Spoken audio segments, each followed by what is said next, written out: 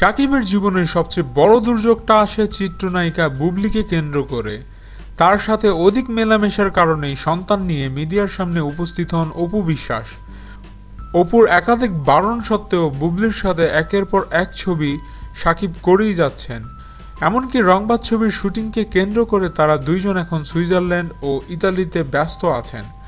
এদিকে বুবলিকে নিয়ে এমন মন্তব্য করে সোশ্যাল মিডিয়ায় ভাইরাল শাকিব খানের ভিডিও, যদিও এই সংলাপটি তাদের আসন্ন অহংকার ছবির শাহাদাত হোসেন লিটন পরিচালিত সিনেমা অহংকার এর কেন্দ্রীয় চরিত্রে অভিনয় করেছেন চিত্রনায়ক শাকিব খান ও শবনম বুবলি ও তমা মির্জা। গত 12 জুন এই সিনেমাটির টিজার প্রকাশ করা হয়।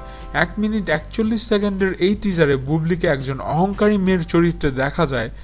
একটি সংলাপে বুবলিকে উদ্দেশ্য করে শাকিব খান বলেন, ম্যাডাম, আপনার মনটা শক্ত হলেও শরীরটা খুব নরম। এছাড়া শাকিব খানকে অন্যায়ের প্রতিবাদকারী এক যুবকের চরিত্রে দেখানো হয়েছে। সিনেমার একটি গানের এক ঝলকও দেখা গেছে টিজারে। গত 10 জানুয়ারি থেকে বিএফডিসিতে এই সিনেমার শুটিং শুরু হয়। শুটিং শেষ করেই ইতিমধ্যে সেন্সরে ছাড়পত্র পেয়েছে সিনেমাটি।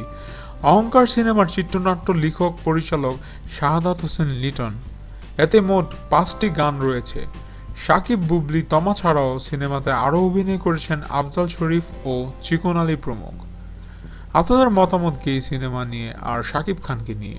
আমাদের এখনই মতামত কমেন্টস করে জানান এবং আমাদের ভিডিও ভালো লেগে থাকলে এখনই সাবস্ক্রাইব করুন এবং চ্যানেলে লাইক দিন। ধন্যবাদ।